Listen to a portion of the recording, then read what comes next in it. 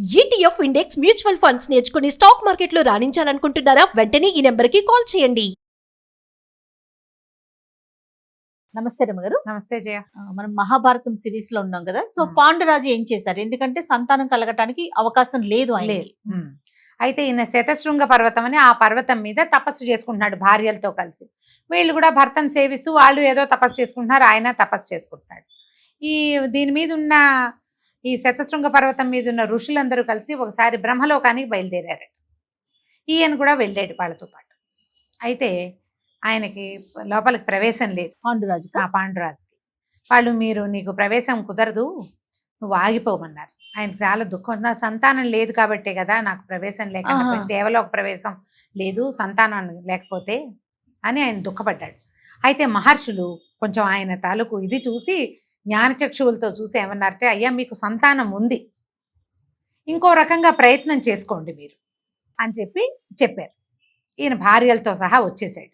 శతశృంగం మీద రోజు దిగులు పడుతూ ఉండేవాడు, నాకు ఎట్లా సంతానం కలుగుతుంది అని భార్యని అడిగాడు. నువ్వు ఎవరితోటైనా సంతానాన్ని పొందమన్నాడు. అనేసరికల్లా ఇదేమిటి ఇట్లా చెప్తున్నావు, అట్లా చేస్తావా, తప్పు కాదా అంటే అప్పుడు ఈయన ఏం చెప్పాడంటే, తప్పు కాదు, నియోగ పద్ధతి ప్రకారం చెయ్యొచ్చు, నేను ఒప్పుకుంటున్నా కదా, నేను భర్తని నీతో ఉన్నాను, ఇప్పుడు మా జననం ఇట్లాగే జరిగింది, మా తండ్రి అసలు లేడు, ఆయన జీవించే లేడు, మా తల్లులకి నియోగ పద్ధతి వల్ల మేము జన్మించాము, ఇప్పుడు నేను జీవించి ఉన్నా కూడా నా అనుమతి ఉంటే దీనికి తప్పు లేదు. సంతానాల్లో ఔరసులు క్షేత్రజులు, ఒకటేమో తనకే పుట్టినవాడు, రెండో వాడు క్షేత్రజుడు, భార్య వలన పుట్టినవాడు, వీళ్ళందరూ కూడా ధర్మ సంతానంగానే వస్తారు. నా అనుమతితో నువ్వు సంతానాన్ని పొందొచ్చు, దానికి తప్పు లేదు. ఇప్పుడు చూడు, నేను స్వర్గానికి వెళ్ళలేను, రేపొద్దున మరణించాక కూడా నాకు సంతానం లేకపోవడంతో నా వల్ల నా పితరులు చెడతారు, వాళ్ళకి పుత్రలోకాలు మంచి లోకాలు రావు, ఉత్తమ గతులు రావు, నాకు రాదు. కానీ ఇప్పుడు నువ్వు గనక సంతానాన్ని పొందితే వాళ్ళ వల్ల నాకు ఈ అవకాశం లభిస్తుంది అని ఆమెను బాగా బతిమలాడితే ఆమె బాగా ఆలోచించుకుని, ఆమె జ్ఞాపకం ఉంది, దూర్వాస మహాముని తనకొక వరం ఇచ్చాడు.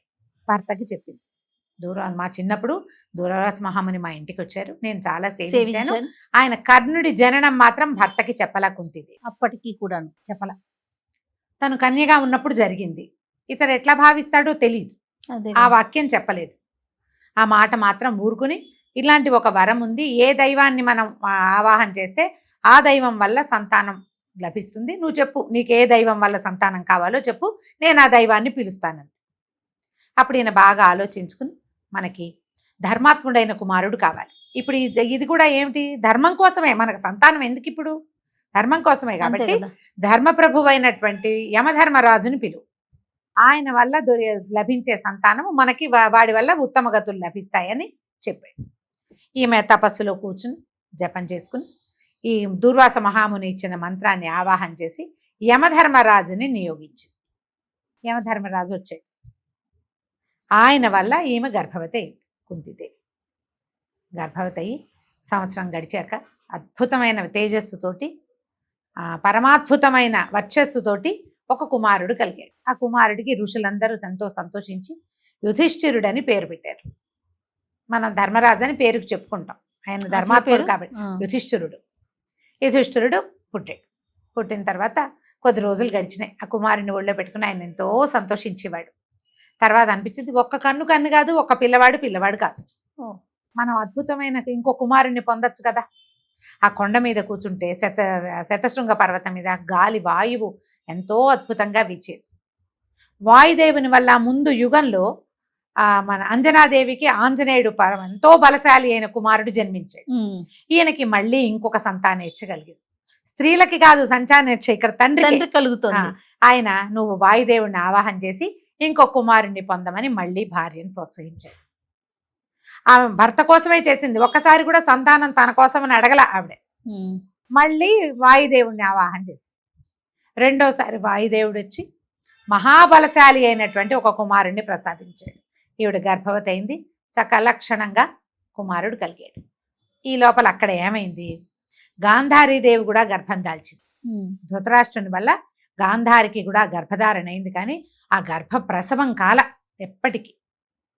ఇక్కడ కుంతీదేవికి కుమారుడు కలిగాడు అనగానే వార్తలు పంపించారు, కుంతిదేవికి కుమారుడు కలిగాడు, యుధిష్ఠిరుడని పేరు పెట్టాము అని వార్త పంపారు.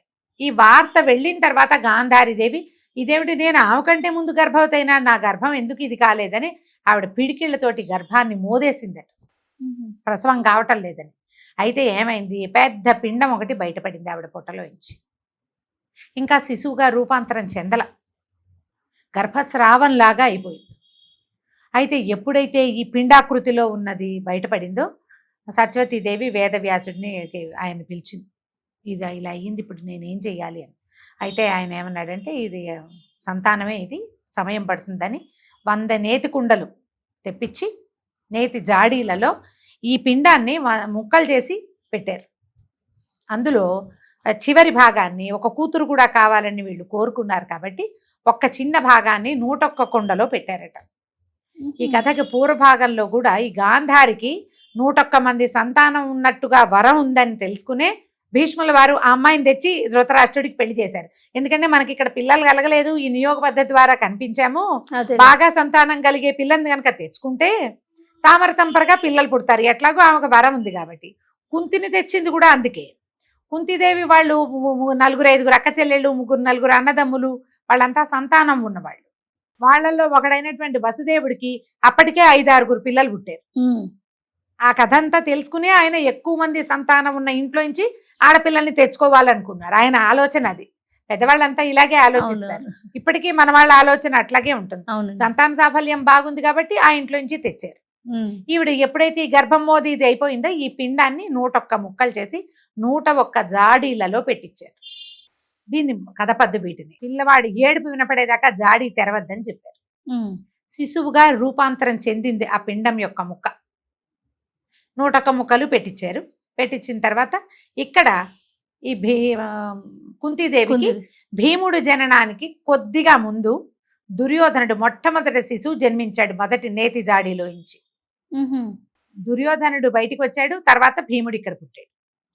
తర్వాత రోజుకు ఒక్కొక్కళ్ళు చొప్పున 101 మంది సంతానము బయటకు వచ్చారు. వాళ్ళు జాడీలోంచి ఏడిపినవడగానే జాడీ ఓపెన్ చేయడం, బిడ్డను బయటికి తీసుకోవడం, పాలు ఇవ్వడానికి దాదుల్ని వాళ్ళని పెట్టుకుని సంతానాన్ని పెంచుకున్నారు. ఇక్కడ కూడా 2వ సంతానం కలిగింది. ఆ సమయంలో ఏమైందట, ఆయన మన పాండురాజు ఇంద్రుడి కోసం చాలా గొప్ప తపస్సు చేశాడు. చాలా తపస్సు చేశాడు. ఇంద్రుడు ప్రత్యక్షమయ్యాడు. ఆయన అక్కడ తపస్సులోనే ఉంటున్నాడు కదా. ప్రత్యక్షమైనప్పుడు నీకు అద్భుతమైన విలువిద్యా నిపుణుడు, మహాపరాక్రమశాలి, జీవోత్తముడైన కుమారుడు జన్మిస్తాడని ఇంద్రుడు వరం ఇచ్చాడు.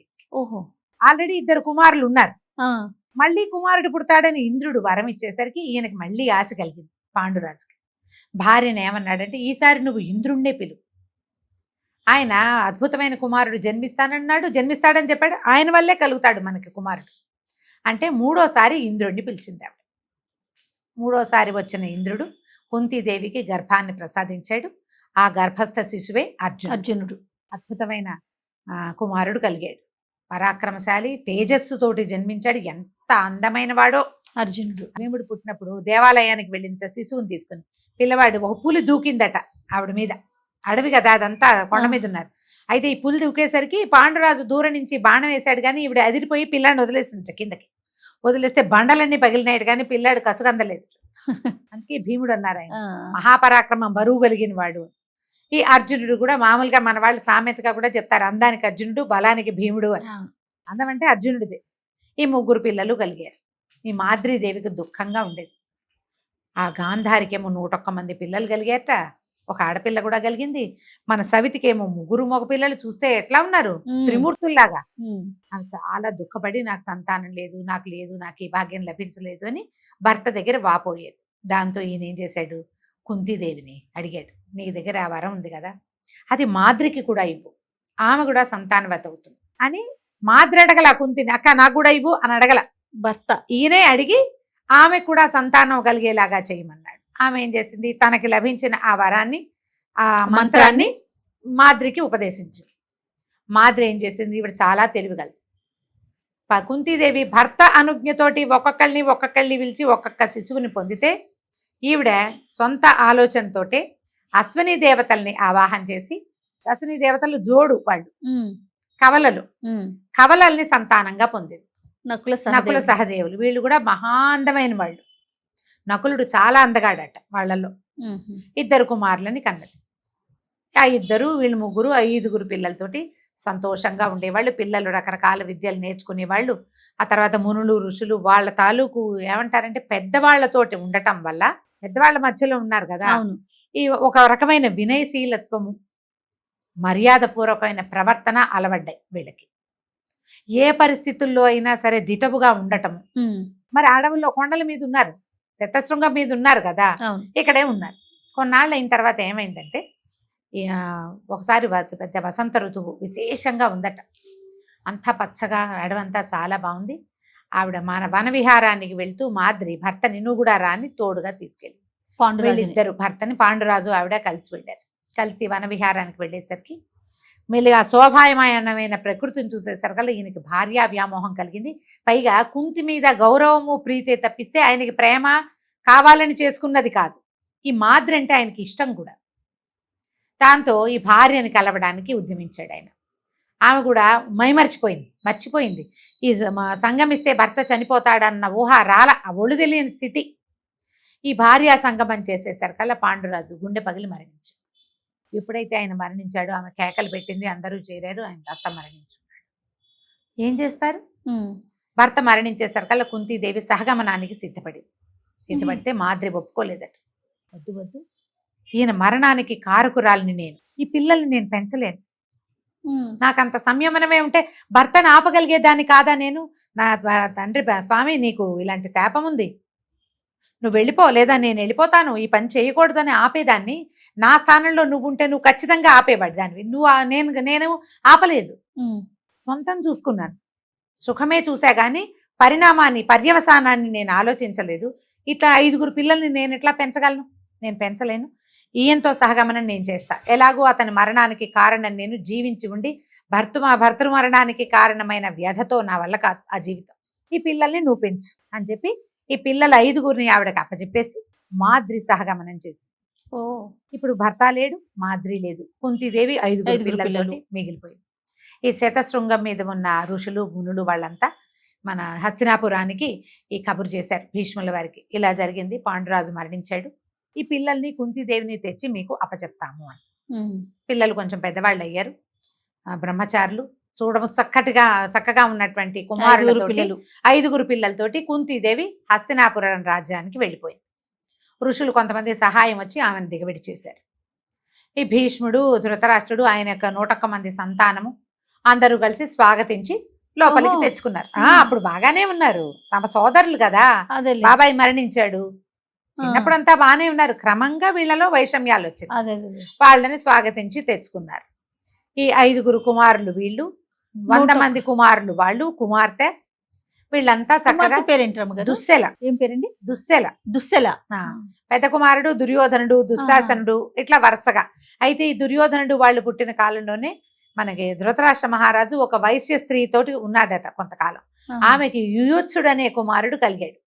యుయుత్సుడు ఆ యుయుత్సుడు కూడా మనకి మా భగవద్గీతలో ఆయన సమవేత యుయుత్సవ అనేది వస్తుంది. ఆ యుయుత్సుడు ఉన్నాడు. ఆ యుయుత్సుడు కూడా వీళ్ళతో పాటే తిరిగేవాడు.